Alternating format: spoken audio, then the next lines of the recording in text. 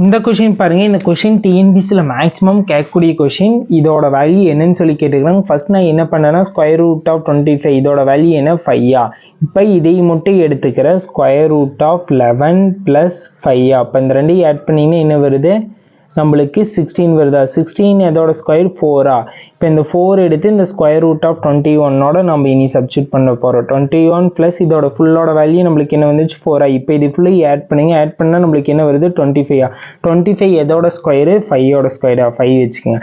அடுத்து என்ன பண்ணீங்கன்னா இது ஃபுல்லோட வேல்யூ 5ன்னு சொல்லி ஃபைன் பண்ணிவிட்டு இதோட ஜாயின் பண்ணிக்கிங்க 31 ப்ளஸ் அடுத்தது இதோட ஃபுல்லோட வேல்யூ என்ன கண்டுபிடிச்சோம் 5 இப்போ ஆட் பண்ணிங்க. ஆட் பண்ணால் நம்மளுக்கு என்ன வருது 36 வருதா. 36 எதோட square 6ஓட ஸ்கொயரா.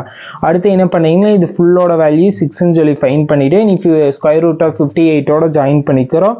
Square root of 58 + 6 add பண்ணிங்கன்னா நம்மளுக்கு என்ன வருது 64 வருதா. 64 எதோட ஸ்கொயரு சொல்லுங்க பார்க்கலாம் 8ஓட ஸ்கொயரா 8 இது ஃபுல்லோட ஆன்சர் 8ன்னு சொல்லி ஃபைன் பண்ணிவிட்டு நீங்கள் என்ன பண்ணீங்கன்னா ஒரே ஸ்கொயர் ரூட் போட்டு இது 5 அடுத்து இது ஃபுல்லு ஆட் பண்ணிங்கன்னா நம்மளுக்கு என்ன வரும் 16 வரும். 16 ஃபுல் 4 வருமா. அடுத்து 21 + 4 25 25 எதோட ஸ்கொயரு 5ஓட ஸ்கொயரா.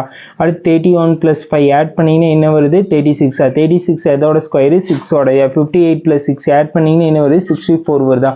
64 எதோட ஸ்கொயரு 8ஓட ஸ்கொயர். இப்படி கூட அப்ரோச் பண்ணுங்க. இப்போ ஈஸி வேல அப்ரோச் பண்ணுங்க. நம்ம பேஜை மறக்காமல் ஃபாலோ பண்ணுங்க.